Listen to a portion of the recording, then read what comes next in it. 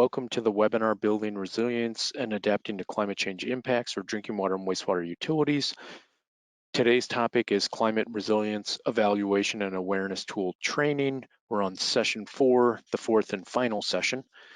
My name is Alfredo Lagos with GDIT. I will be serving as an instructor for today's webinar. This CREAT training focuses on the Southwest, Northwest climate regions.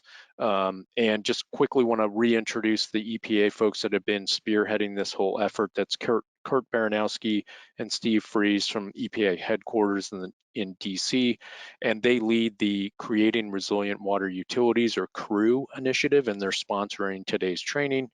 Also, just want to reintroduce myself. My name is Alfredo Lagos with GDIT. We provide contract support to EPA's Water Security Division. Myself and my colleague, Mary Jo Krikorian, we've been working with EPA and the CREW program for several years now, doing in-person training and now more web-based as a result of the pandemic. Also helping out behind the scenes, just want to call out a few people, is our webinar manager, that's Ann Wisecarver. You may have seen her name on some of those automated emails from GoToWebinar. Ann's taking a look and helping with the questions. And then Brian Redding, my colleague that I mentioned earlier, he's available at that support phone number that I mentioned. If you have any tech support issues or what have you, please give him a call, or you can drop that question or concern into the questions panel. Finally, last but not least, did want to thank all of our many sponsors that have been planning this and working with us to get this off the ground. That includes the Association of Metropolitan Water Agencies, AMWA, the Rural Community Assistance Corporation, that's RCAC, California Water Boards, the National Association of Clean Water Agencies, that's NACWA, then National Association of Water Companies, that's NAWC, and the Environmental Finance Center at Sacramento State. So huge shout out to all of our sponsors for helping with the planning. Here's the CREAT training schedule. As we mentioned at the beginning of all this builds on the introductory session webinar that was held back just in April 2021. And that basically intro covered a bunch of general projections, introduced the CREW initiative, and featured a case study of utilities. What we've been doing is more an in-depth training on the CREAT tool, specifically going at it through these 4 sessions that you see here in the middle of the screen, and the table on the left is the session, in the middle is the date and time, and on the right is the training topics. We have completed already sessions 1, 2, and 3. We're now on session 4, which is really an open agenda. There's no more new content, but we're looking to you all, attendees, to answer the questions you guys submitted to us earlier, and see, hopefully you've got additional questions for us or anything you'd like to share your stories. We're also going to have a second guest speaker that's going to cover additional financial resources and answer any questions that attendees you all may have on financing. The goal remains the same, for attendees to start their own risk assessment using CREAT. We've been doing that using poll questions, homework, and hopefully today's session 4 will help you to achieve that goal as well. Okay, here's the agenda for today, and then we'll move into our first topic. So what we're going to first look at is importing and rebuilding. These are 2 features of CREAT that we didn't spend a whole lot of time on, but now we think it's more appropriate, so you guys learn what those commands and controls are all about and how they can help you. Then we'll get into questions basically before break, and we'll look at the questions that folks submitted on modules 1 and 2, 3, 4, and 5, and then we'll get on with our guest speaker. That's going to be David Goldblum-Helsner from EPA's Water Security Division. He'll be covering some additional federal resources and some different tools and so on. And then we'll wrap up with 10 minutes to spare, and we'll be done by 12 noon Pacific. Okay, with that said, I'm going to go ahead and transfer the talking to my colleague, Mary Jo. Mary Jo, when you're ready, go ahead and come off mute. Great. Thanks, Alfredo. And good morning, everyone. This is Mary Jo Krikorian, again with GDIT. And as my colleague Alfredo mentioned, he and I have been helping EPA conduct trainings such as this one. And I'm also the technical lead for the team of programmers responsible for the CREAT application. So if you have any questions or suggestions about how to make the application better, or you're stuck somewhere, then please put them in the questions panel, or feel free to shoot me an email after today's session. So I'm going to go over some additional functionality in the CREAT application, which we really briefly mentioned in sessions 1, 2, and 3. If you attended the previous 3 sessions, you might recall that we started building an assessment file from scratch in session 1, and then later we used an imported CREAT file starting with module 4 in sessions 2, and then again for module 5 in session 3 to save time with data entry. So not only can you import a CREAT file, but you can also import files from 2 other EPA Office of Water web applications. One is the Vulnerability Self-Assessment Tool, or VSAT, and the Resilient Strategies Guide, or RSG, which you also will hear more about later in today's session. So as you can see on the slide, each file has a different extension when you export your analysis from an application. This is really, really handy because in case you forget where you saved the file or where it downloaded, you know what file type to look for. So after you log into CREAT and you click that Get Started, which we showed you several times, you will arrive at this dashboard that will list all of your assessment files you've done, and it also gives you options with the blue icons above. So on the next slide, I will talk about going over importing a file. So after you click on the import icon, you select the file that you saved onto your computer and you enter a passphrase that you created when you exported the file from the other tool. And I'm going to show you how this actually works in CREAT in just a few minutes. So if you remember that progress wheel that we kept showing you, a CREAT file will show how far it has been completed through the step when the file was exported. So the file does not have to be 100% or completely done when you export it and then import it. So this is really useful if you send it to one of your team members or stakeholders or somebody to get some more information. So RSG and VSAT files will actually show as 0% when they're imported, but they do bring in all of the data from the other applications, and you just have to progress sequentially through them. So on the next slide, I'll discuss about how CREAT has this other really great functionality we added in that you can rebuild an already existing assessment file. And as you have noticed in sessions 2 and 3, some of the pages get locked as you progress through the tool. We did have some questions about this as well. So you cannot go back and change data on those pages. But if you decide later on that you might want to change anything because maybe you have updated information or maybe you made a typo or you just want to go a different direction, for whatever reason, Rebuild will bring in all of your data, but you do have to start from module 1, page 1, and proceed sequentially. So on the next slide, I think this is where I'm going to go into CREAT. So Alfredo, if you will transfer control to me. And I will actually show you some of this functionality. So the first thing that I wanted to show you is there's a lot of talk about VSAT and VSAT allowing you to get your risk assessment for AWEA requirements. So you can actually, if you have already completed a VSAT file, you can import a file that you have exported from VSAT. So I am going to import a file from Cape Fear, North Carolina, which we did a joint VSAT and CREAT assessment with them. And they looked at several different assets and threats, and it's named a little bit differently in VSAT. It's called a countermeasure instead of an adaptive measure.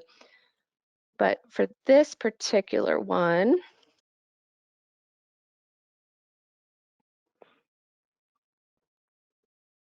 so as I mentioned, the VSAT file will import, it says it's 0% complete. But as you progress through, starting in module 1, page 1, you'll see that it's actually brought in some of the information. VSAT doesn't require address, so you do have to go in and add in some of the information.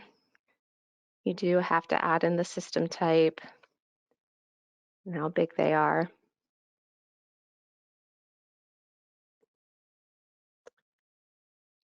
So CREAT, when importing a VSAT file, will only bring in the natural disasters from VSAT. It will not bring in any of the man-made disasters. such as terrorism attacks or poisoning a water supply. But if you see when you get to threat identification, it will pull in your threats. So VSAT had the 100-year flood. It also they had a 500-year flood. So it does will pull these in as 2 custom threats. So that's very handy. And then once you get to the point with the baseline scenario, it will pull in the location, but you would have to pick any specific climate data because that's CREAT's focus. And if you wanted to include additional categories such as surface waters or coastal, because, for example, they are on the coast, then you can add them in. And I won't take the time today, but if you keep going through this and you build your scenario, you build a projected scenario, when you do get to assets, it would pull in. For example, this is the Kings Bluff pump station, so it would pull in your asset, your pump station. And then when you get to adaptation planning, it does pull in the countermeasures from VSAT, which are called adaptive measures in CREAT. So it is nice if you've started an assessment, completed an assessment in VSAT, it is a nice time saver. And you can go into the climate projection. So the last 2 things I'm going to show you is importing just a regular CREAT file. So if you remember, we did the Woodland Davis Clean Water Agency, and so I will call it Woodland Davis Clean Water Agency. And you can import a file. This is the file that we had 100% completed. As you see, it has all of the information in there. It has all of our assets in there. We picked Shasta Reservoir, if you recall. And it does have all of our adaptive measures.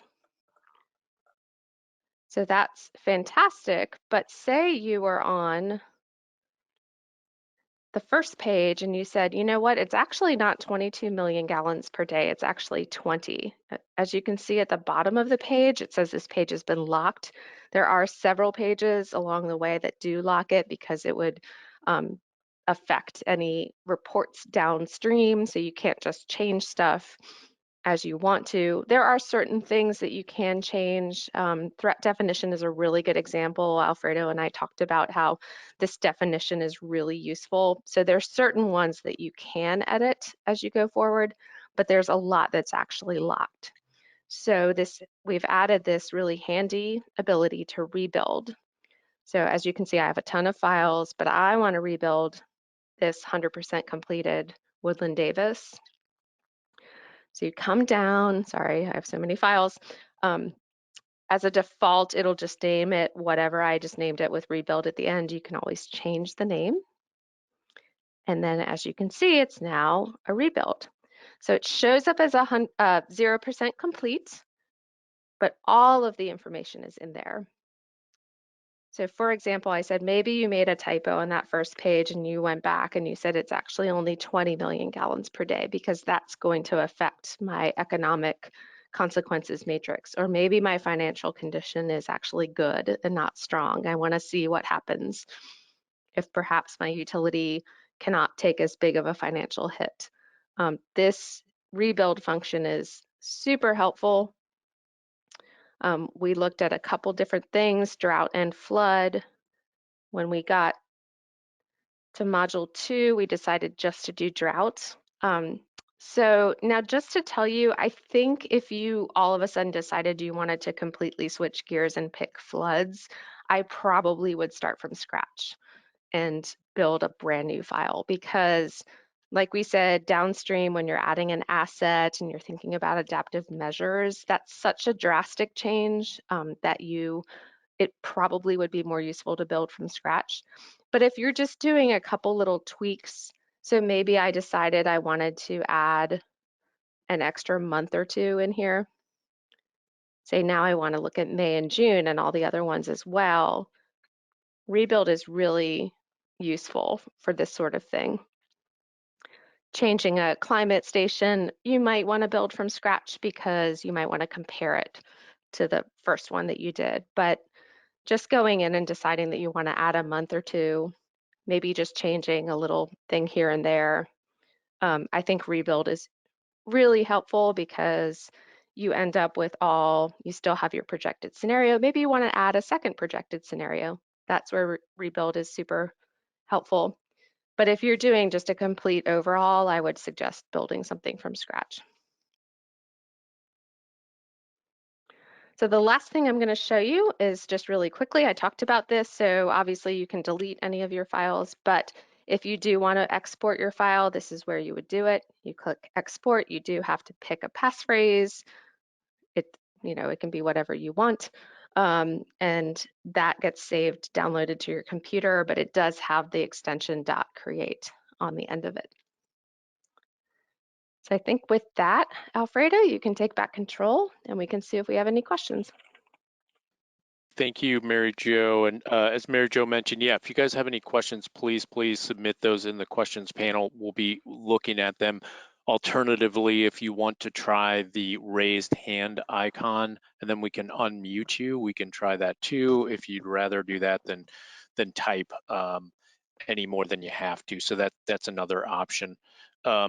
Maybe Mary Jo, before we move on, I just want to sort of summarize a little bit about what you said and just ask you to add anything. But basically, and this is going to be something we cover a little bit in more detail too, but rebuild would be, you might rebuild the file that you're working on when you're going to add information, fix a typo, but versus building from scratch would be when you're changing the threat, or you're picking a brand new different base stations and you're picking a different location for your analysis.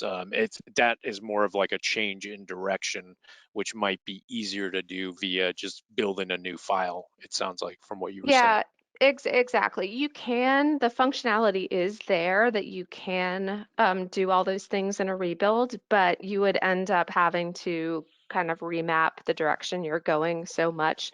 If y'all remember, we built an asset. I mean, we added an asset and then we linked it with a threat, and then we had to go and assess every aspect of that. So I do agree with what you're saying, Alfredo. Like if it's just some minor things and you just don't want to do all the extra data entry, I think rebuild is fantastic. If you're going a completely different direction, drought versus flood, I would say just start from scratch.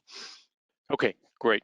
And like I mentioned for everyone, we'll get into a little bit more detail on that upcoming, but just wanted to summarize it. So thank you, Mary Jo, appreciate that. And again, folks, we're now going to get into the questions for modules 1 and 2. The big thing here is please ask us questions. This is really all about you and what you guys want to get out of CREAT. So please do that. This is, sort of your time, if you will, and we want to use it well. One of the things that said we plan on doing is kind of jump-starting the conversation with questions that you guys have already submitted to us over the past 3 sessions. So we compile them all, and we're gonna make them known, so that everyone can see what has already been asked, and that hopefully will jumpstart some things. We'll also show some of the poll results, and that might get your some light bulbs going off in your head, and that might lead to some additional questions. So we'll go through the questions we received. Again, always asking, please submit any questions you've got. So this first one here is modules 1 and 2. So if you guys remember, 1 was just simple climate awareness to figure out what are going to be the impacts to your system based on the information that you entered at the beginning, that Mary Jo showed briefly, where you're located, your size, your financial background, your population served, all that basic data. And the point of climate awareness is to really figure out, do you want to continue with the assessment? Does it look serious enough, significant enough, the possible impacts to you and your operations, that it warrants you going down this road and this journey? So that then takes us to module 2. If you decide to move forward, it's developing a scenario. At the end of climate awareness, the assumption is it looks at 2060, the furthest out. It's a worst case scenario, but it doesn't really let you choose months or really design anything specific to you. So in module 2, we start trying to understand what's the utility risk by getting you to identify what your threat is, and then you start designing scenarios around those threats based on the historical data and the projected data and the time jump that you want to look at, the time period, that's where it really starts getting interesting. So with that, we received quite a number of questions, and I think I've got 2 pages here. So I'll just quickly go through those. But basically on the first one was someone asked us, um, can I do a bunch of assessment, as many assessments as I like? Is anything set in stone? Is what I think they were trying to get at. And really, it's not. It's really a tool for you to help you make decisions. There's no limit to the number of files that a user can build and create. As you saw with Mary Jo's tray of assessments, you can make as many as you want. And sometimes there might be a good reason to do that. For example, you want to look at different base stations and climate stations. You want to look at different projected scenarios. You want to look at different threats. So sometimes one file may not be able to capture all the different things you want to look at. So there's a real good reason to potentially make several if that, is going to benefit you and you want to look at different things in different ways. So that's that first block there under general. Some other folks asked us about the security features in Create, and basically the main one is each person has their own Create account. It's password protected. You created that password. Unless you provide that to anybody, no one's going to know it, and the files are only going to be accessible. Your files are only going to be accessible to you. Which is kind of good in the sense that you can keep tabs on them. If you do want to share them, that's where that export feature that Mary Jo showed, where you might want to send it to somebody else via email, and then they would have to import it. This might be a colleague, somebody you're working with in the process, but there are some good safeguards in place. The second one here on the screen was under also get started. Somebody asked us the same question that Mary Jo brought up about the locking of the pages, and Create does lock after a certain number of pages. You've made some choices that are now going to propagate downstream, if you will, and they're locked in. You can always choose to do a rebuild option, depending on what you want to do. Is it a typo? Is it adding some additional months to your baseline scenario? Is it adding some text? Is it something kind of relatively along the same path of what you're doing?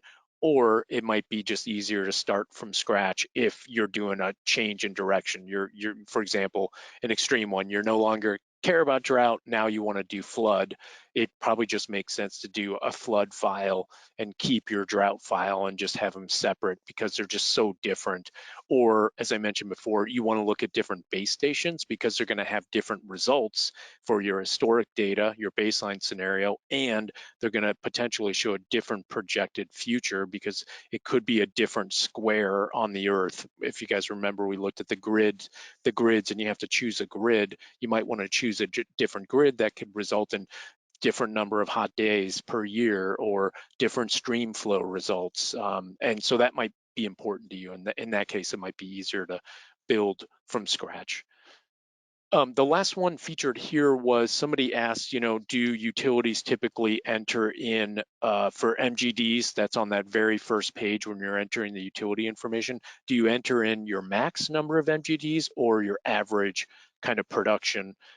And typically, folks, we've seen more often than not do the average MGD because it's really, well, I guess the point of it is it depends on what the focus of your assessment is. And you might want to look at average MGD and you don't really care about the maximum because that's not really your concern. But if you're looking at floods, for example, maybe you do want to know the max MGD and see if you can manage, a flood that you've got in your mind when you're creating your baseline scenario and you're projected based on something historical. And the MGD is going to impact those economic consequences that are, sort of by default generated in module 3 of Create. So it's really going to depend on you, but more often than not, I think we've seen average MGD is what people tend to go with rather than the maximum designed maximum of their treatment facility. Mary Jo, before I move forward, just want to see if there's any questions that may have come in. So I thought I saw a question mark. Yes, there was one that was asking about what streamlined means. So when you build a file from scratch, it asks you if you want to do the advanced version or streamlined. And streamlined just reduces the number of decisions you need to make because it just provides some choices based on where you are. It only lets you do one projected scenario. It's a little more simplified approach, but again, as we have been encouraging people, if you pick advanced, you can also do that simplified version. It's just you're going to have to click everything. So that was the question that we had, what streamlined meant. Okay, great, great. Yeah, and that is an option for folks. I think sometimes, I think the way Kurt Baranowski from EPA as well has mentioned, like that can be a good starting point. If you know you don't want to make like a whole lot of choices, as Mary Jo mentioned, and you just kind of want to see what the results might be. But as you learn more, one thing we've noticed is people, once they get into the topic, they do want to make their own scenario a bit more specific to their circumstances, and it seems to be a better result for them. So that could be one reason why you might want to pick advanced. Okay, there's some additional questions on module 2 that we did get. We'll just quickly go through those as well. They're here on the screen. Again, if you have anything new or a question we haven't answered, please let us know. For threat identification, somebody mentioned, let's see, where is that one? Oh yeah, can I add, can earthquakes be considered as one of the threats of most concern? And you could do that. You certainly could. It's not a default option. Earthquakes is not a default option in CREAT, but you could always add a custom threat. So even if it wasn't earthquakes, but it was maybe some other threat that you've got in mind that's not in CREAT, you can create a custom threat for that. And then, you can basically kind of have that propagate all the way through, and you can kind of keep working on it and changing it over time. That's kind of a nice thing that doesn't necessarily get locked in. But as we mentioned, if you're going to make a radical shift, it might be better to just build from scratch. But you can always enter in custom threats, and that's the same for pretty much most of the screens on CREAT. The second one was on baseline scenario locations, and the question was, can you select two grids if you're trying to capture the impact of a large watershed? And the answer is you can only select one grid and point location for each category. So you can't select two at the same time. You have to select one. But what you could do is a workaround, a hack, if you will, this is my language, but if you do that, you might want to build multiple assessment files. So that might be a really good situation where, you select two grid points that are right next to each other. One's, the east, the west, or north, south. And then you can compare the data, the climate data results for those different locations. You could run the two assessments and then combine the results in that final report that we showed you guys at the end of session 3 2 weeks ago. So you can always combine it in Microsoft Word and have one big, kind of file that's got everything you like and everything you want to look at. And we have seen people change base stations, their grid points, point locations, because when we were working with them, they started in one location and then they realized, okay, I want to actually look 50 miles away, or there's three locations, three base stations that are all next to each other. But which one do I want to pick? Which one makes the most sense? Because, for example, with drought, there's a lot of asphalt in one versus another, and so we looked at three different ones, and then we whittled it down and ended up going with one. So that could certainly happen. The third one on here is baseline and projected data, was also about custom data as well. And this was, let me take a look. Oh yeah, this was if you don't have a temperature location inside CREAT, how do we enter that data manually? So this is where, maybe you want to look at a different location that CREAT has, and maybe it's a location that doesn't have the hot day data, that 90, 95, 100. You can always add in custom data in the baseline, and as it shows on the screen, you'd switch to custom, enter your own data. You could do that. You would also have to do that in your projected as well. That's where it could get a little tricky, where even if you have the historical information, you would need the projected as well. You would need to enter that in as custom. So keep that in mind. There's a lot of customization here for sure, but you might need, it might result in needing more data than you kind of anticipated. Last two questions are about kind of the projected side of the house. So one is for the projected scenario selection. This was, let's see, Somebody said they're anticipating increased drought and changing precipitation patterns. It would be drier, but not necessarily much of an increase in temperature. What do I select, hotter or drier? And so for drought, we laid out what we've seen people kind of do, where you can do hotter, drier, not as stormy, lower future flows is kind of a good place to start. And then you can choose to include or exclude either precipitation data or temperature. By default, CREAT gives you annual temperature and annual precipitation. And then remember, it lets you pick all the different months. And so for Woodland Davis, we were looking for the summer months and the fall and part of the spring, because all that's interconnected. If you wanted to just not look at the temperature, you could just turn it off and just not include it in your assessment. This is another good example where you might want to think about, do it one way, see what it results, and then maybe do a rebuild and go back and add in more specifics if you think it's going to be result in a better kind of assessment for you that's more fuller picture of what could happen. The final one on here is on climate models, and this was about, somebody wanted us to explain a bit more about the 38 climate models that were selected. They were wondering if this is the 38 climate models is a fixed number regardless of location or county, I think, or could there be different number of models within different grids across the country. And basically it's the 38 models are run for every grid in the country, and then the 5 that are averaged, if you will, for each of the scenarios. So the 5 that are relevant to hot or drier, 5 to moderate, 5 to warm or wetter, those are the averages. And so that's going to be the same for each grid for the entire nation. So that's kind of the answer there. If you want to learn way more than I just explained and really dive into the numbers, the CREAT methodology guide is the way to go. It's pages and pages and pages of the details, which we don't always cover in depth in this training, but it's there and it's a good guide. It's definitely useful. It's just it's thick with details. So that's all the questions that we got for module 1 and 2. I did want to show you guys the poll results just to remind everybody, and maybe this would be you'd be in here if you joined us for the other sessions. So which threat would you choose for your assessment? This was the top one where you could only choose one answer. Most people said drought, and that continued all the way through pretty much all of our answers. In a pretty far down there was flood, but drought was like number 1. But it was interesting to see folks kind of picked a little bit of everything here. There's only 5 selection choices in CREAT unless you do a custom thing.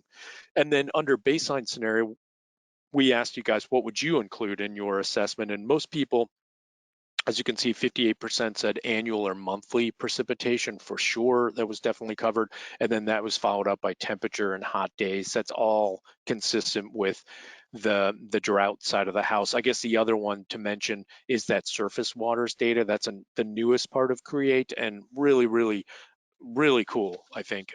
Really, really neat new feature that's added in there.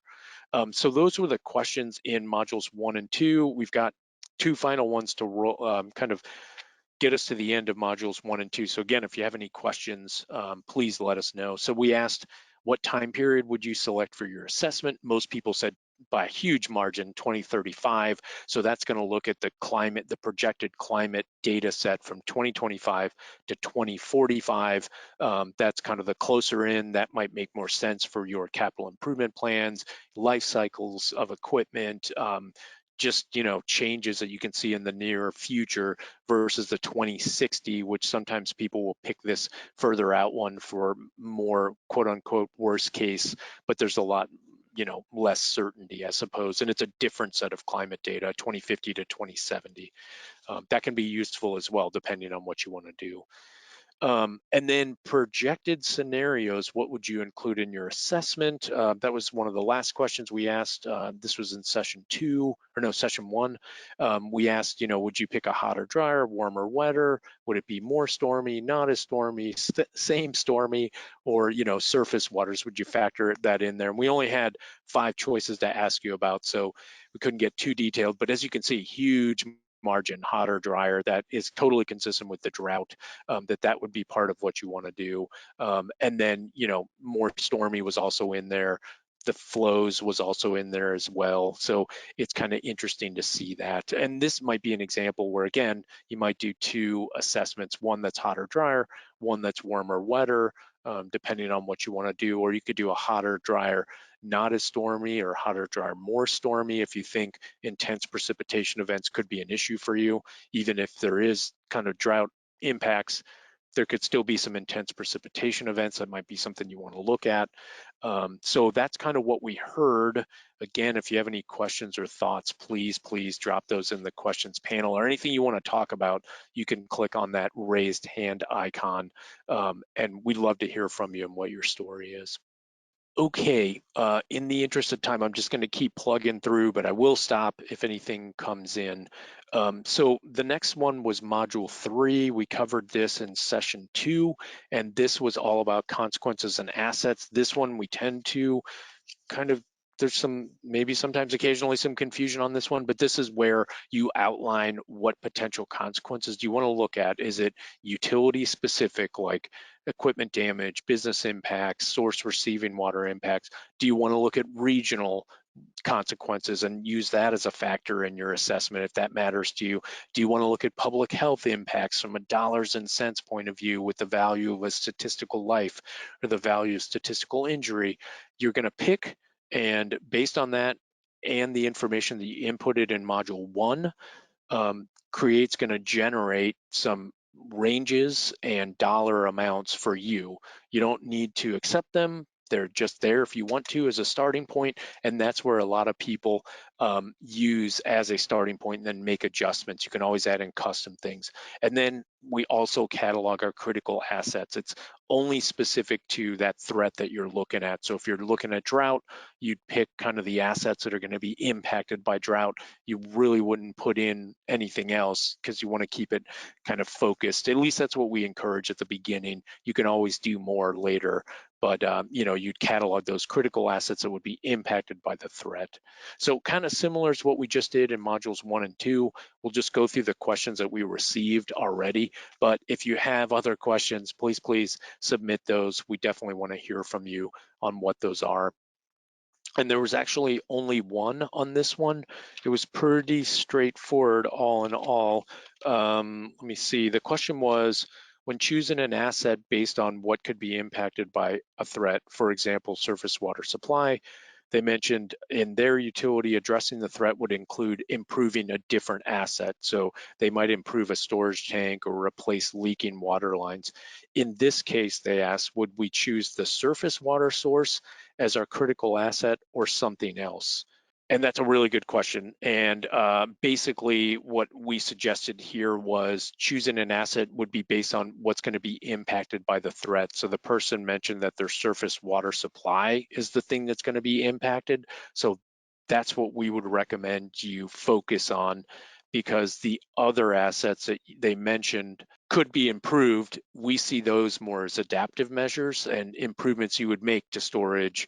I don't know, adding storage or improving storage somehow, or replacing leaking water lines. That's a big one on the drought side, leak reduction, auditing, and that sort of thing.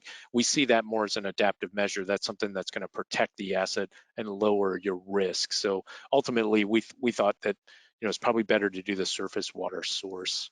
I'm going to stop there, Mary Jo, see if there's any questions that may have come in on this one. There's one that I'm actually answering right now in the questions panel. They asked if you're not in the U.S., the currency is in U.S. dollars. So that is correct. All of the economic matrix is in U.S. dollars, but when you are building it from scratch, you do have the option to go in and edit the dollar amounts. So if you knew the conversion, you could make it work for you.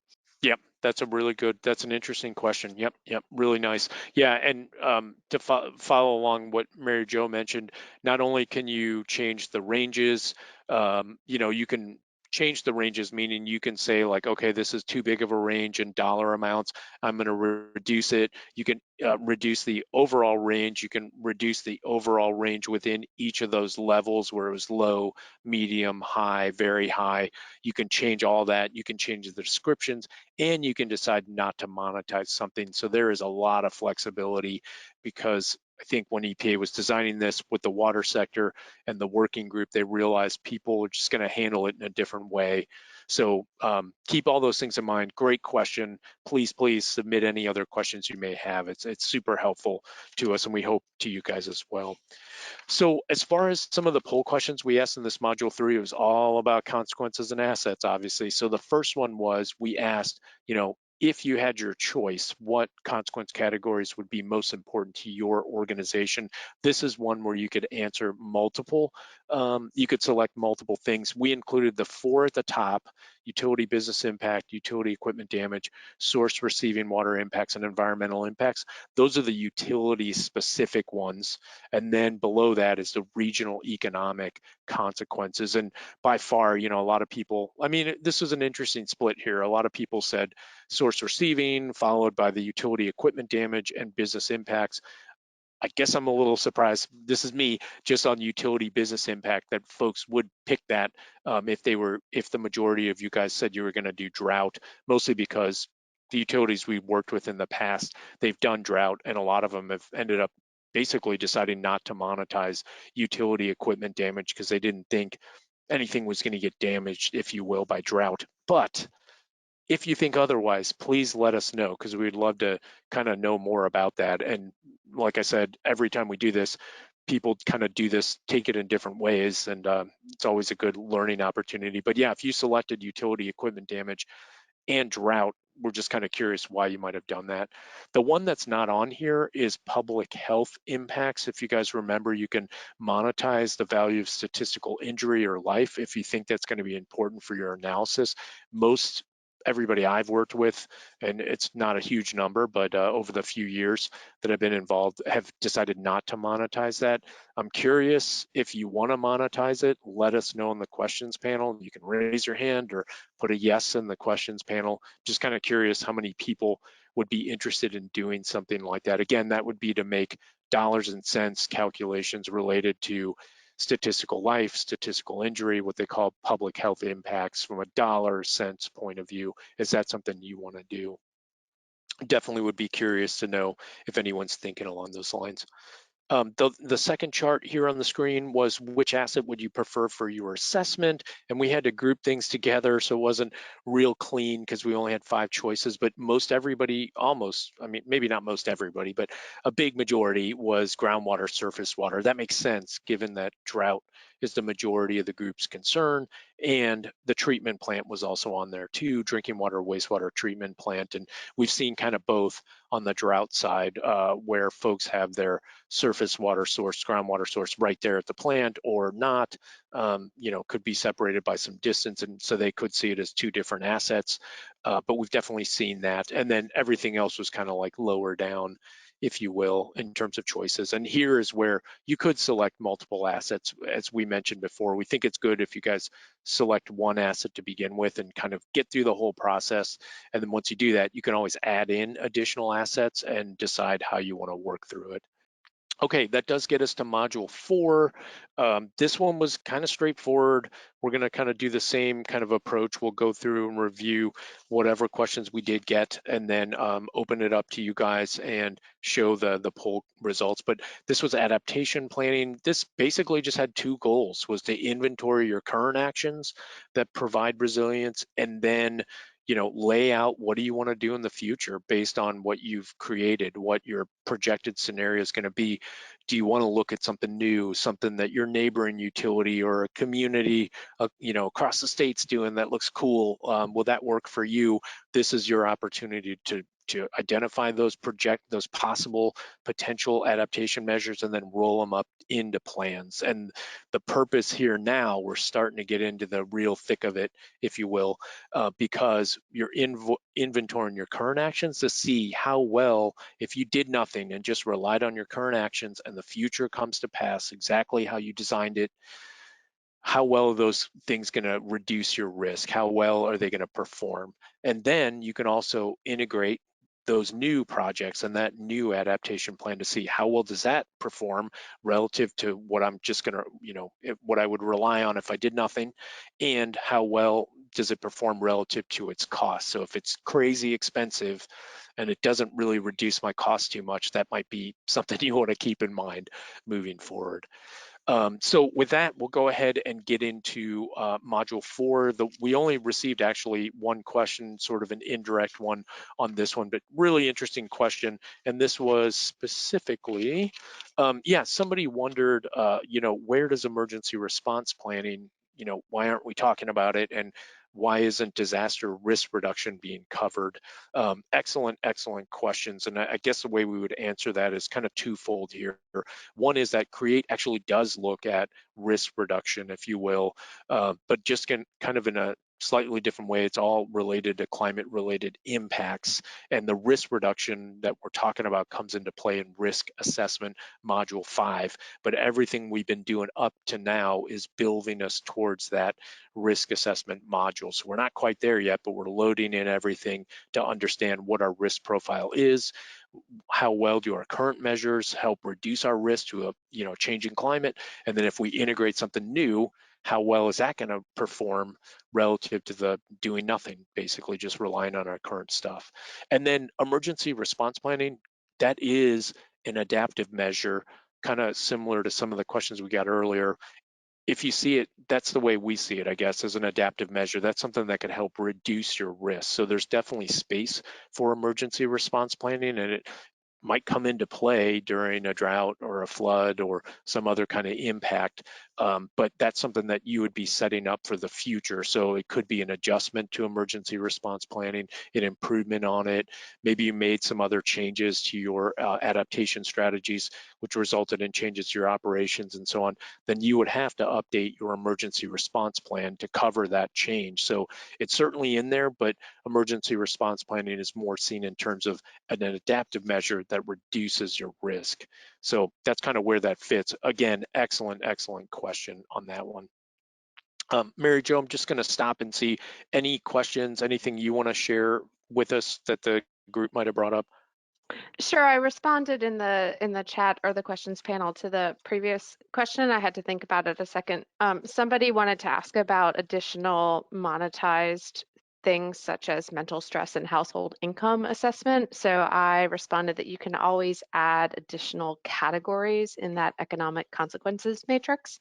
So if you do have a dollar amount and you wanted to add a custom category, but the monetized risk is specifically for the utility and not for individual households. So if you did want to consider like a regional economic consequence monetarily, you could include that portion of it where you enter in the days out of service and the percentage of population that were out of service. Yeah, that's a good point. And also to build on that too, you could look at that issue in module 5, correct, Mary Jo, under plan comparison, where you could say, okay, this is another factor besides like energy and socioeconomic. You Yes. could break it down and put it in there too. And that would help somebody choose between plans. It might be another factor. For example, you have 2, 3 plans that look great, after module 5 risk assessment, they reduce your risk, but then there are these other factors that they don't necessarily look at, and you want to look at those plans in that new lens. You can add that in there. Exactly. And the very last page, you can add a custom impact that would do those. And you could pick neutral, beneficial, or like we mentioned, the low, medium, high impact. Like it would actually be worse for the utility to add certain things. Yeah, that's a good point. In the interest of time, I do want to kind of move us forward a little bit. We did have one question in module 4. What are the most important consideration for when you're considering impacts? I'm sorry, measures. What are the most important consideration for when you're considering measures to implement? That's the right question. And there was kind of a split here. Most people said cost, but then that it provides multiple benefits. So it's not just a cost reduction or a risk, it's not just a good, deal, if you will, but it reduced my costs. It might provide some other benefits, which is kind of cool. And that's exactly what we were just talking about, where you might compare plans using some other benefits, some other factors. And then risk reduction was obviously in there as well. So it's kind of interesting to see that. Module 5, I'll just move to it in the interest of time. This is the one where all of it comes together, all those choices, all that feedback you've been typing in and working with people or, technical assistance providers, the state, agencies, whatever. You put it all in there. Now we're going to look at it and we're going to assess the risks from a changing climate, and we're going to evaluate our plans, not only the future plans, but how well does our current stuff, if we did nothing, which isn't necessarily a bad thing, but if you decided to just, hey, ride with what you've got, you think you're in a good place, well, how well does that actually reduce your risk profile, and how, compared to new plans if you decide to implement something new. So for this one, we actually just got one question. So again, if anyone has any questions or comments, please submit those. This was more about the unlock, the lock feature in CREAT, and I think what somebody had mentioned to us was they got really, really far along in the process, and they had, did like a simple plan, and they advanced kind of all the way to the end, and then they were asking us, they didn't realize locking was happening. And again, just to reiterate, CREAT does lock some pages because once you get to a certain point, it's going to affect everything else. Like what you put in module 1 is going to generate number 3, the results in 3, and what you put in module 2 is going to generate your projected, and all that stuff's going to feed into the module 5 as well. Everything's building towards module 5. So it basically locks so that everything can kind of stay stable, I guess that's probably my word. But you always have that option to rebuild and start from scratch, and just because you got all the way to the end doesn't mean it's over. You can go back, make adjustments if they're on the margins, by doing rebuild, or you find out, hey, I don't even like drought anymore, I want to do flood, or I want to look at different parts of the country or different grids. I want to look at something different. Then you might rebuild, you might build from scratch and just kind of start over. And it's not a big deal to have multiple files. We've seen that from other folks that we've worked with where they haven't had 50, but they've had 2 or 3 because they were looking at different angles of the problem. So same thing as before, we wanted to look at the poll results, but if you have questions, please submit them, or if you want to tell us about your story, definitely want to hear about it, because that's kind of where the rubber hits the road, and that's what people find most interesting. So for the poll results on this one, we asked you guys, I think 3 questions. One was with existing adaptive measures. So if you decided not to do anything and you just went with what you've got, and the future comes to pass, which consequence levels would increase if your projected scenario occurs and impacts your asset? That's the question we asked. Most everybody's, you can see here, 74% was source receiving water impacts.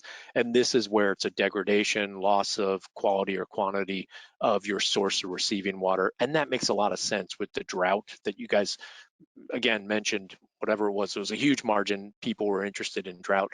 Interestingly, utility equipment damage was still on here, that would be a concern. So if you want to share with us, even just typing it in, why do you think utility equipment damage would go up or be impacted if it is drought? I guess, again, because we've seen a lot of utilities decide not to monetize that. Not to say there wouldn't be an impact, but they just decided not to monetize it. They didn't think it would be as big of a deal, if you will, compared to business impacts always in there. Same with environmental impacts. So kind of curious, if you want to share that with us, let us know in the questions panel.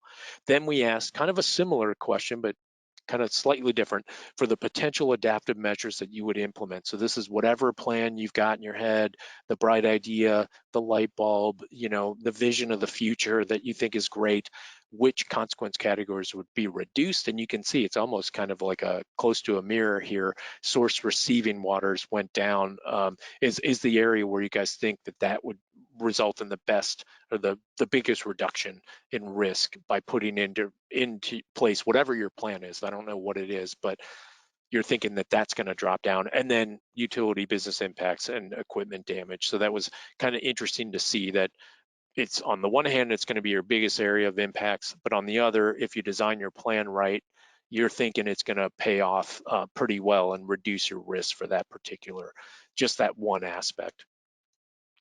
If you have any questions on what we just talked about, because I know we're going through it quick, please let us know. We're happy to describe it in more detail. This was the last question and kind of gets back at what somebody asked us about, the household impacts and so on. This is where you can look at plans and compare plans for non-quantitative stuff. If you want to look at qualitative impact, so in CREAT, there's energy impact, socioeconomic, and community public health. And we asked you guys which of these impacts would be relevant to your plan. Most people said impact, the energy impact, because that's the net change in energy use, and that could be a huge factor in what you're doing. Not only the upfront costs, but it could be massive if you've implemented something that has a high energy cost. You may have to think twice about it. But as somebody asked us, you could put other impacts in here as well. Household, impacts. There could be a variety of things, and you can make custom ones in CREAT and set the levels. So where it really comes in handy, again, maybe less so when you only have one plan, but let's say you've got 2 or 3 plans that look awesome, based on all the other factors, and it's a dead heat. How do you differentiate them? You could use these other impacts to do so and say, okay, one's great on the energy side, but another one's terrible on community public health. So that might help you make your decisions and try and differentiate these as you're designing different plans to look at. Mary Jo, I'm going to stop you there, find out if there's any questions, anything else that may have come in before we transition. Nope, we don't have any other in the panel. Okay, cool. Thank you everyone for submitting questions. We'll go ahead and move us forward to our guest speaker for today, and that is on resources for financing resilience and adaptation is the topic. David Goldblum-Helsner from EPA's Water Security Division is our guest speaker. Folks, if you have any questions, please throw those into the questions panel, upper right corner of your screen. And also there is that financial resources handout that we provided I guess last session 3 when Eric Porce from the EFC covered resources. So that is available to you. Take a look at it. In the meantime, David, if you want to go ahead and come off mute, and I will transfer control to you, and you can go ahead and get started when you're ready. Okay, thank you, Alfredo. I appreciate that. Good morning, everyone. I'm in EPA's Office of Water, and my specialty is federal funding for water and wastewater utilities to mitigate disasters and adapt to climate change. And I coordinate with many federal agencies, including FEMA, that have funding programs that have been used by utilities. My presentation is about resources for financing, resilience, and adaptation, focusing on the Southwest and Northwest climate regions. And I know costs are a big issue when it comes to taking those next steps after you've done those risk and resilience assessments and have settled on some adaptation measures to improve your resilience to climate change. So my presentation should hopefully complement those of a previous presentation by Eric Porce, who gave and provide some additional ideas for you. So let's just jump into it. So here are the 3 simple topics that I'm going to cover today. The first one's on federal funding. The next one is on EPA's funding tools. And the third is about state funding. So let's start with federal funding to begin with.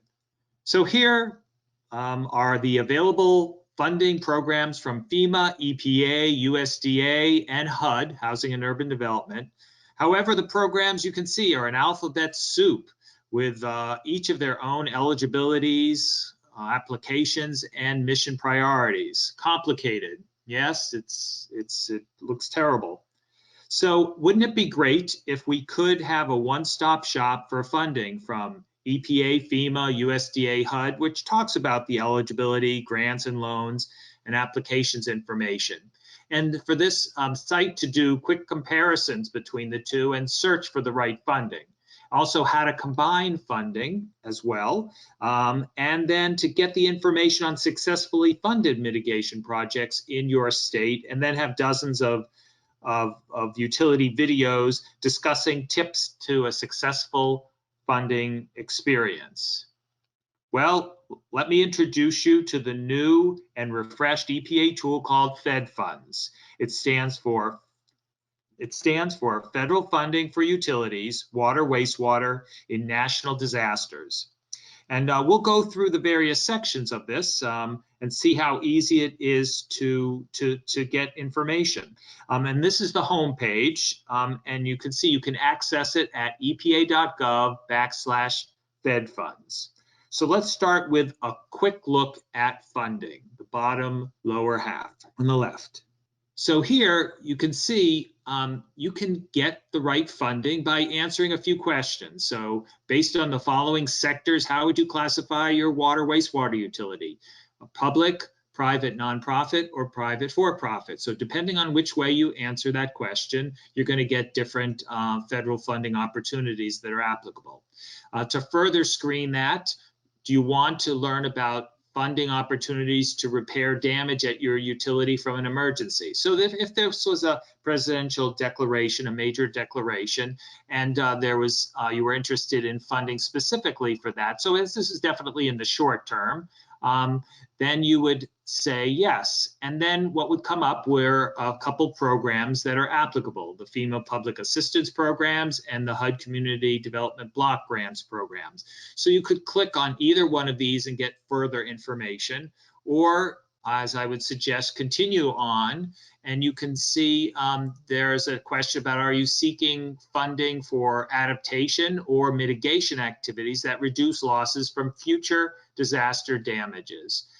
So incorporating issues about sea level rise, including about increased wildfire issues. If any of these are from drought, any of these, then I would add to this list the state revolving funds and from EPA and the WIFIA funds.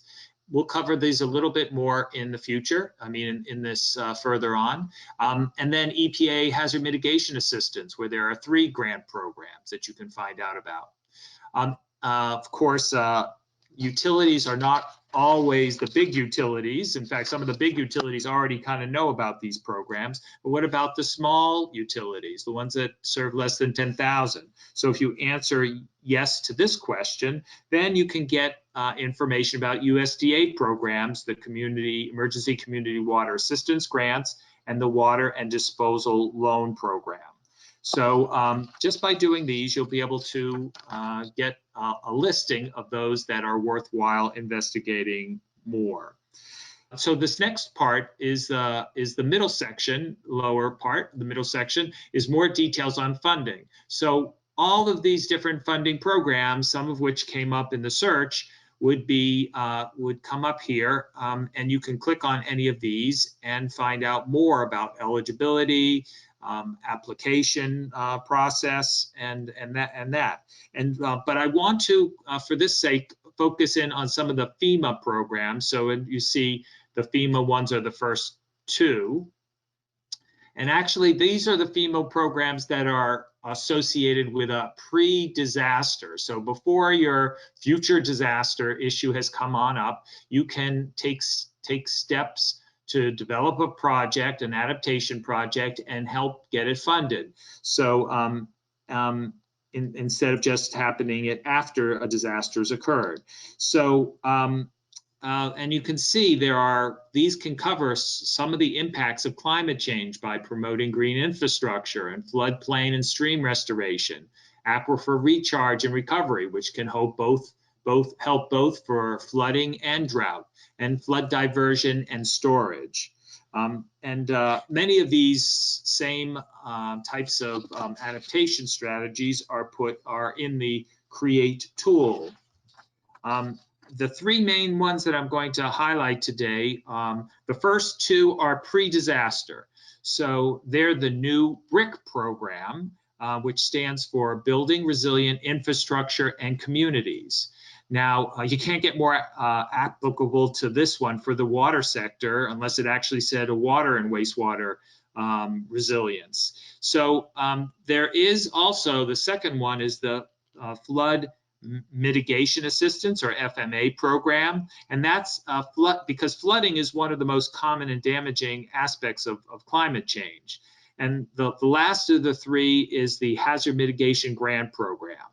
The difference is that this program is post-disaster, meaning that there has to be a disaster that received a presidential disaster declaration for there to be HMGP money.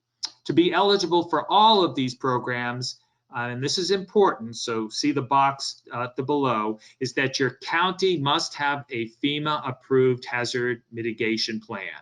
This is a requirement for your county to be eligible for FEMA mitigation funds.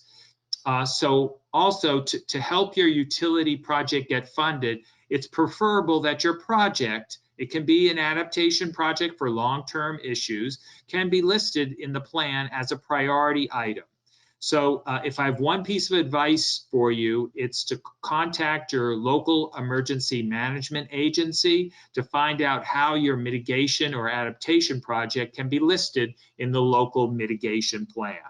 Again, reaching out to your local emergency management agency. So this is a little bit more about the FEMA's 3 programs. Remember the Building Resilient Infrastructure and Communities program. So this is to say that one is that there was $500 million available for 2021, and there's it's just been announced by President Biden that this is going to be doubled for next year. So a huge amount of money, especially for tribal set-asides too, that is available. And as you can see in the scoring criteria, the risk reduction, resilience effectiveness, of course, is 35% of the score, and future conditions is 15%. So anything regarding climate change, sea level rise, more intense rainfall events. We can put drought on there, increasing storm frequency, but also not all of them are related to climate change. For example, if you have a large population growth in your area, that's a change, a future condition that might affect some of the impacts to your water and wastewater utilities. So I do encourage you certainly to apply to the BRIC program, especially for next year. Usually it's the application is due in due in January. So, but it's important to get started. Again, this first step is to make sure that you can contact your local emergency management agency and find out if their plan exists and how you can get your adaptation plan into that. It's usually a simple thing, and then put the application together. There's the flood mitigation assistance grants. These I will mention, they cover measures to reduce flood losses by elevation, acquisition, and relocation if these are insured structures through the National Flood Insurance Program. So if your program is not like that, it doesn't have any FMA flood insurance program participation, then you're not applicable to this one. And the last one is the Hazard Mitigation Grant Program. So be ready on this one, because if your state has a presidential declaration, for example, there have been many in California and Oregon recently for the fires, and so at that time, when there's a declaration, that's the time to remind your state applicants, it's the state that applies for these funds, that your project is a priority one listed in your county's local hazard mitigation plan. So that's how it works. And just a side note, if you are a tribe, the same rules apply. Get your tribal utility project to be in the tribal hazard mitigation plan. There are something that I would like to say here is that let's talk about for all 3 of them, they're roughly 75% federal and 25% state and local. Sometimes that's a discouragement, but I'll talk about how that can be bridged in just a moment on the next slide. So I want to talk about if there are a few programs at EPA that can be used for resilience. Eric had mentioned this in his previous talk. These you can see are the Drinking Water State Revolving Funds and the Clean Water State Revolving Funds. And you can see the multitude of uses that can be used for these funds. And so when you're talking about seawalls or has flood barriers or berms. These could be long-term solutions to some of the issues you have. Drought contingency plans. Those are, or if you're elevating or relocating a treatment plant because in the future it's going to be inundated by sea level rise. Any of these types of things, you can use the state revolving funds. And I want to emphasize here that there is a, going back to FEMA covers the 75%, it has now been officially designated that the revolved portion of the state revolving funds can be used for that 25% match for that particular project. So if you find a project where you're, let's say, building seawalls and you can get some FEMA funding for the 75%, you could use the state revolving funds for the other 25%. That can also be done with HUD funds, Housing and Urban Development Funds, that same sort of matching. Also for the, an EPA has the WIFIA and SWIFIA funds. The WIFIA stands for Water Infrastructure Finance Investment Act.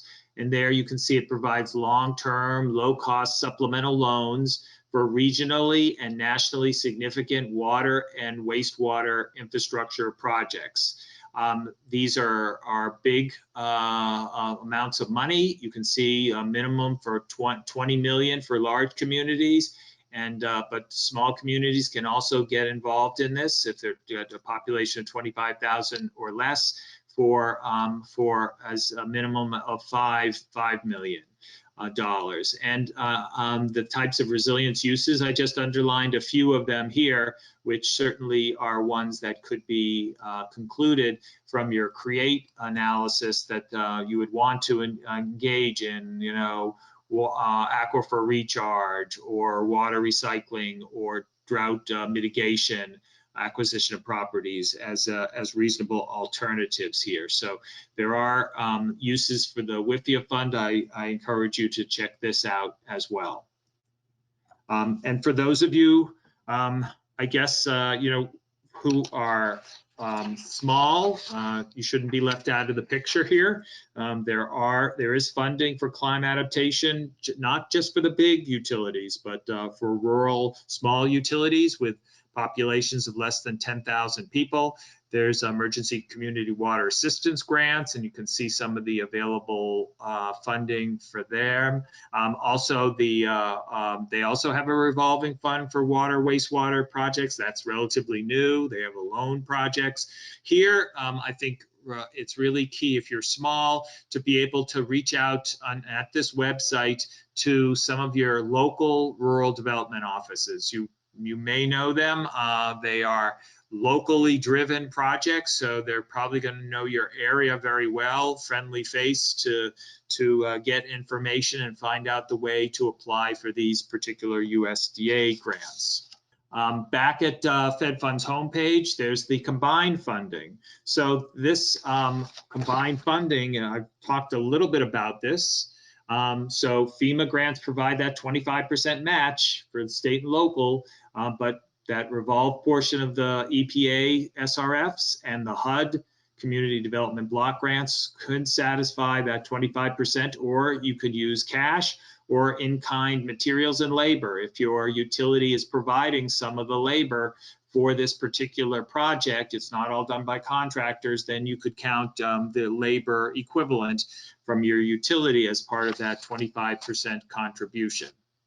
Then there's the top right, funding stories. So I mentioned to you that there's lots of ways to find out what others have done and successfully. So if you click on that area of the homepage, you'll reach this map, which, as we're covering the northwest and southwest portion climate regions, you can go to these. You can see the legend itself. All the circles are funded projects in the state. So you get a list of recently funded projects, roughly in the last 10 to 15 years.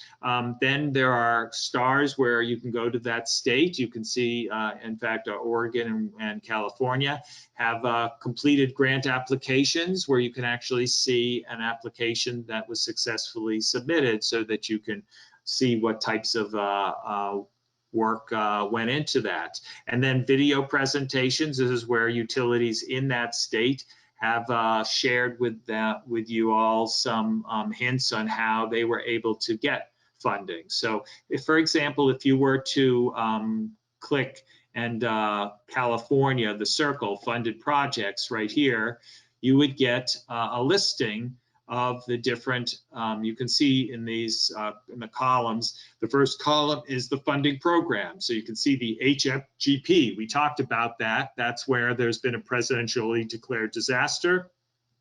And the utilities, there's a project description of what that utility did, what county it was in, and the subgrantee would be usually some sort of water district, and then how much they got from the federal government and what year it was.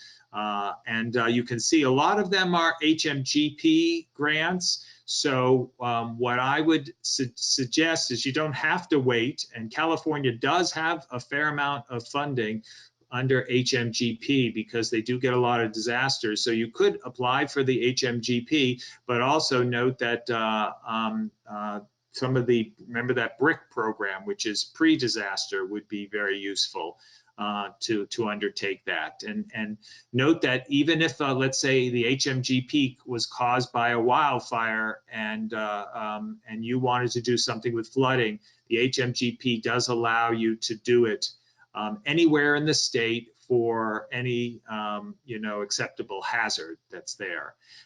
If you were to click on Oregon, I put here just a little snapshot of some of the funding from Oregon. You can see there's a few WIFIA funding streams that have been done in Oregon, and those just happen to be more earthquake related, so not climate change, but they got this stuff because you can see a fair amount of money for concerns for earthquakes. And then, I just clicked on, remember California did have that star, which said it had some completed grant applications. So here's a couple grant applications that you could choose from in California. And we'll keep updating this information as it's available. Of course, federal funding is not the only game in town. There is state funding. So I did go to the Water Finance Clearinghouse, which does focus in on state funding, and I highlighted just a few.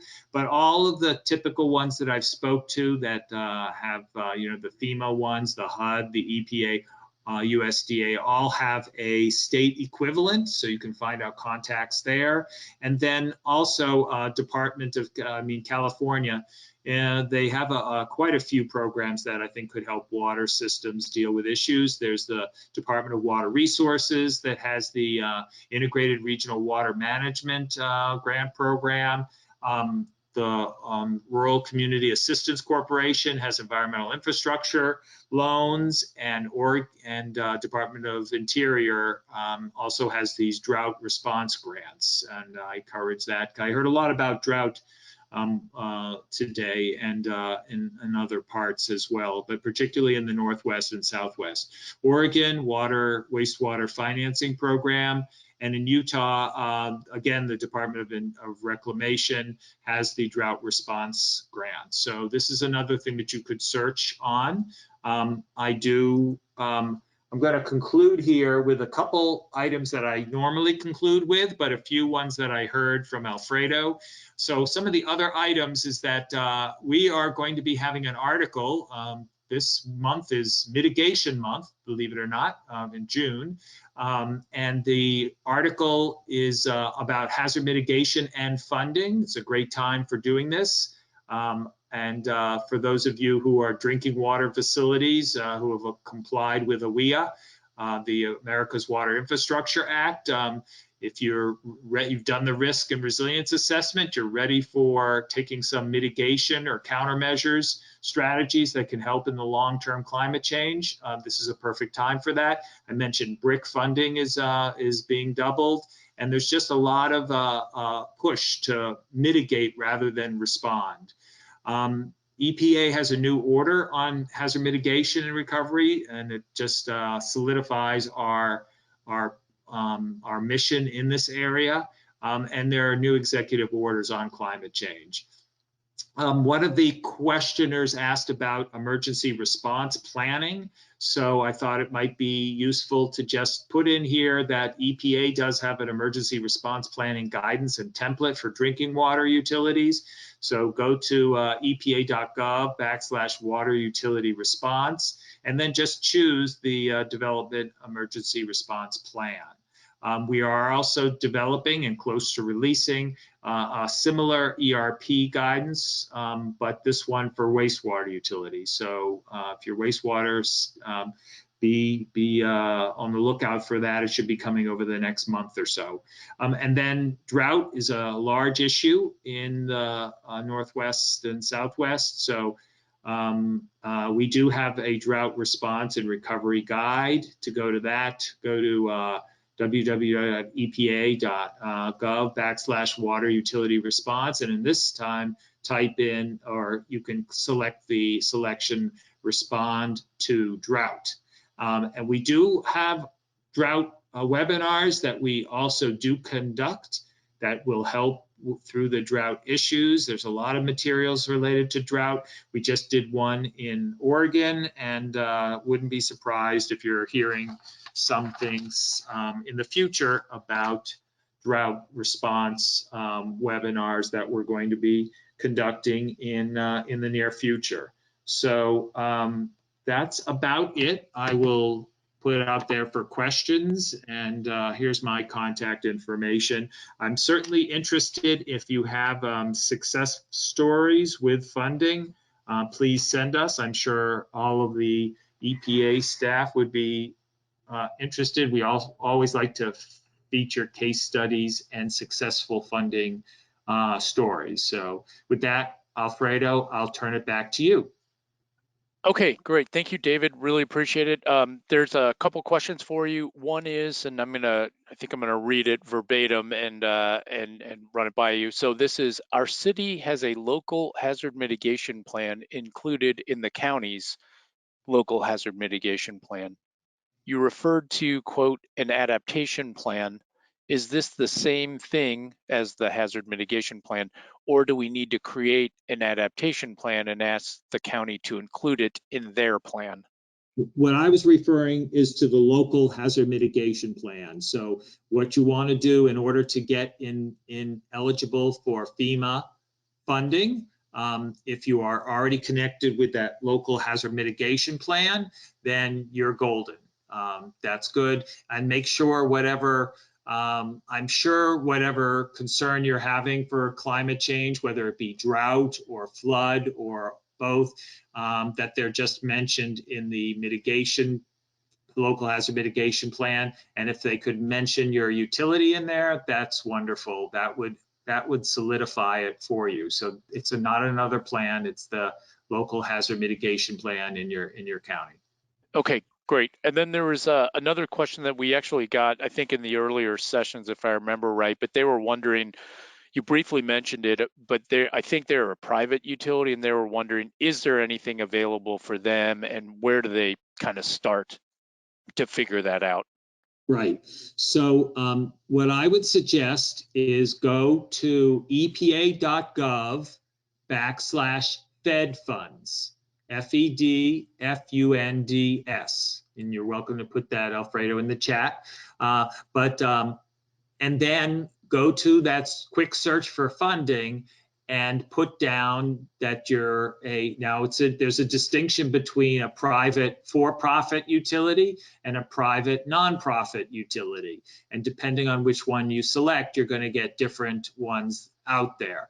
For just to give you what a preliminary is, that if you do select a private for-profit, then you will get the Small Business Administration, which has loans, low interest loans. But then there do come up some FEMA funds that you can get if you have your local government apply on your behalf. So if you're providing, drinking water as your private for-profit entity, and you are providing it for a particular community, you can't provide that, but a local government could apply on your behalf.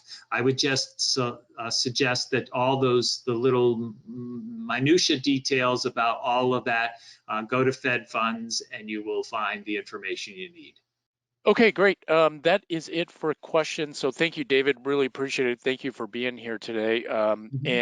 Yeah, really appreciate it. And I'll go ahead and reclaim control and move us into the next segment in the interest of time. This is actually where I'm going to ask Kurt Baranowski from the CREAT program to come off mute, and Kurt will take us through the RSG, or Resilient Strategies Guide, which we were kind of talking about earlier.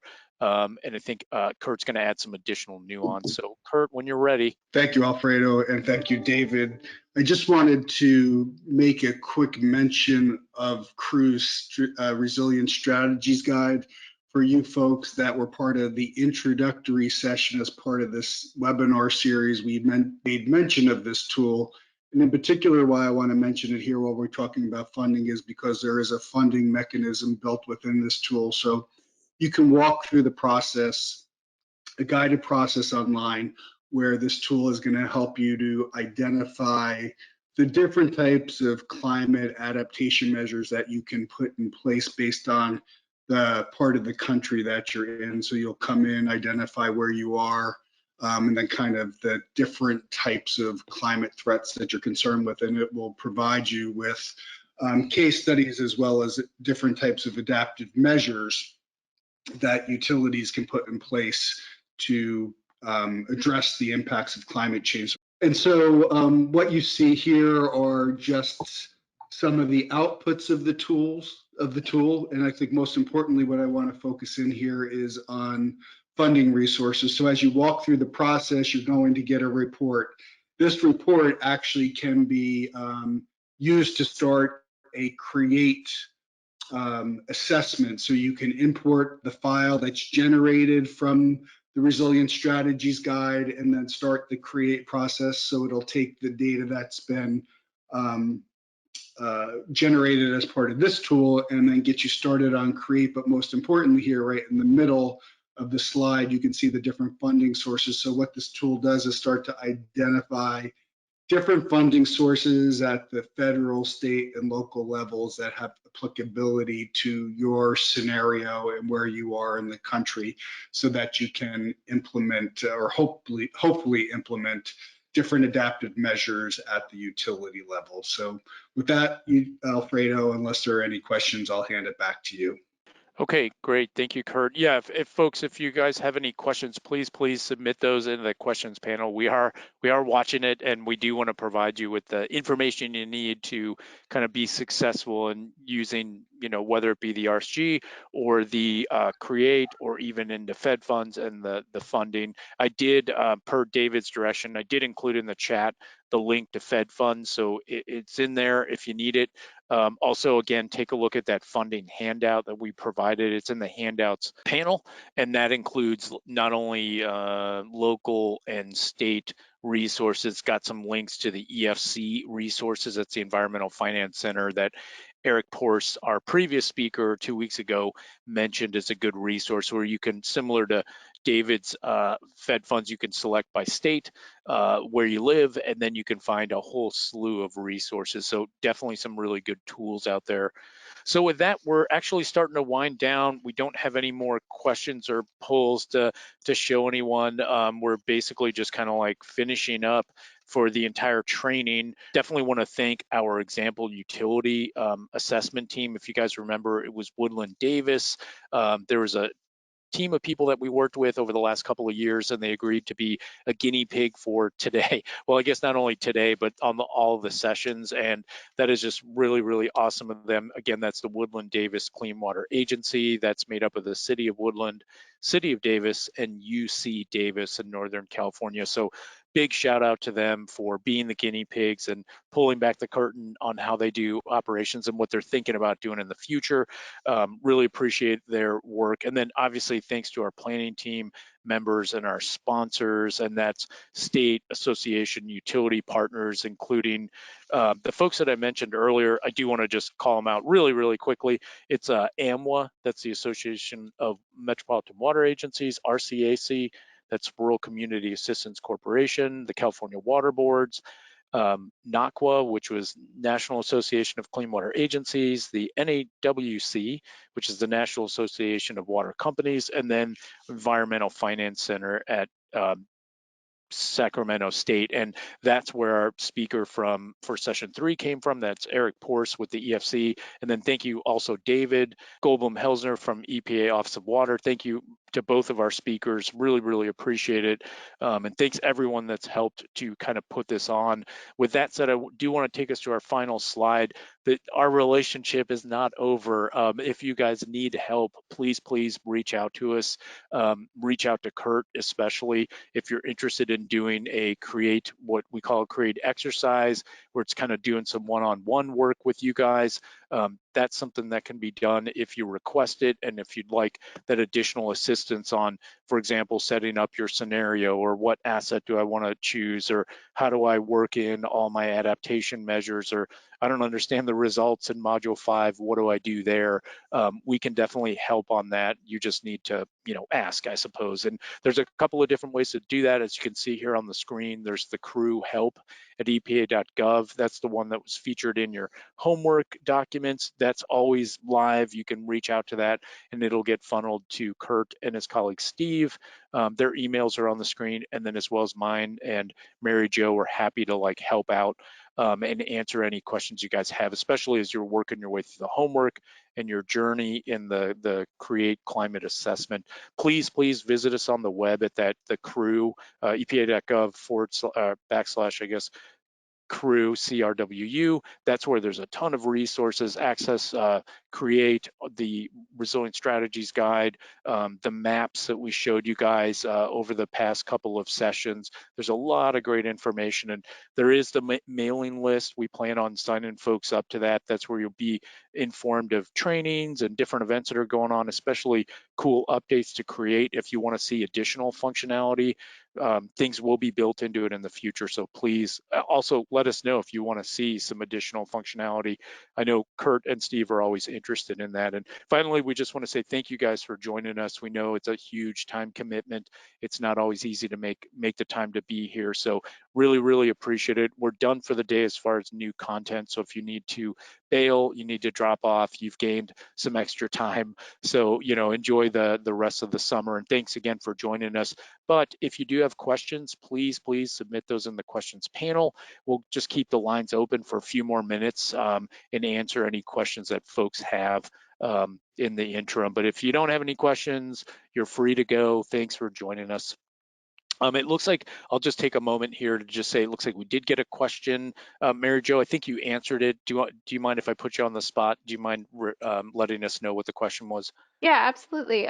So somebody asked that their CREAT account doesn't include a funding component other than the list and resources. And so that is correct. There's no funding component actually linked to your assessment file in CREAT, but you can use that final report, the plan report, any of the interim summary reports to share with stakeholders, board members, staff, funding people, et cetera, just to help get support for what you're thinking about putting into place. Mary Jo, this is Kurt Malinowski. I'd like to just kind of jump in here. That's something, while that function does somewhat exist within, or does exist within the Resilient Strategies Guide, it's something that we're thinking about doing in the future. So with future improvements to the tool, I hope we can tackle that.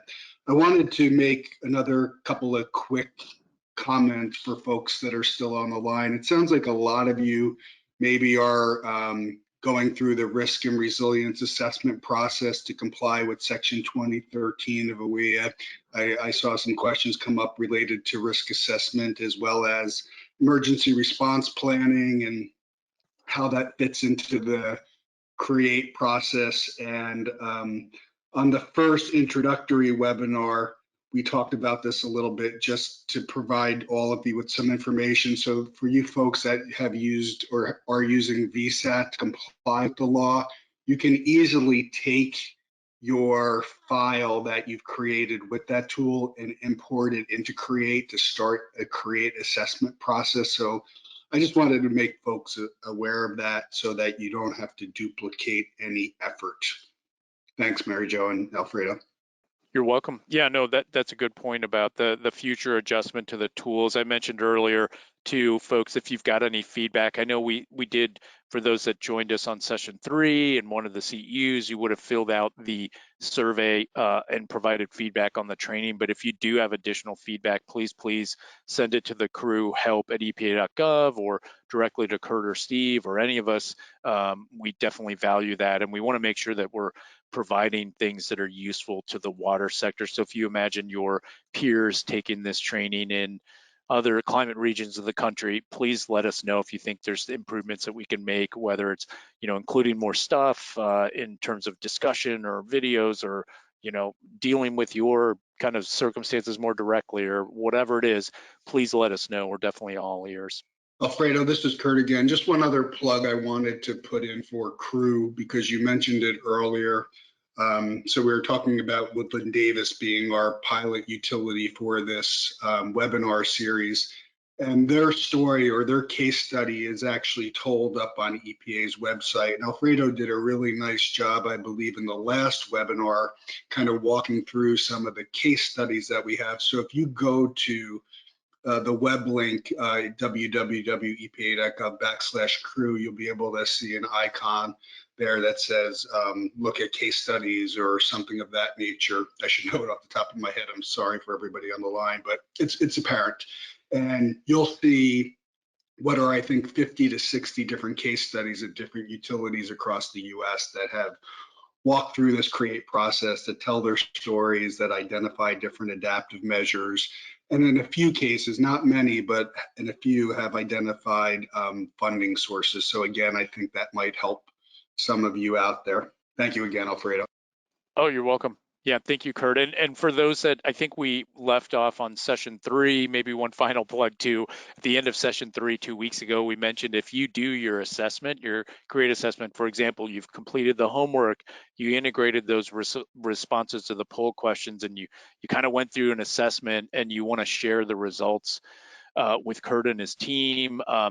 Potentially that could be put up on that very same map that that Kurt has referenced on the case study. So if you're looking to share your story far and wide, that can be really helpful because we've heard over and over and over again, utilities want to hear from utilities, communities from communities. So if you'd like to share the results of what you've done, we can keep that in mind and just reach out to us, and you could be featured on the map, immortalize your community.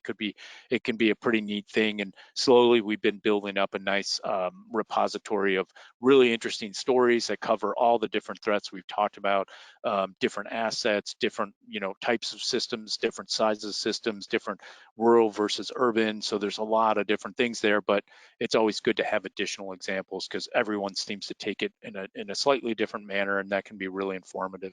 And with that, I think we can go ahead and close it up. So thanks everyone for joining us. Really appreciate it. Enjoy the rest of your summer. Be safe out there, and let us know if you have any questions. And with that, Anne, go ahead and close up the webinar.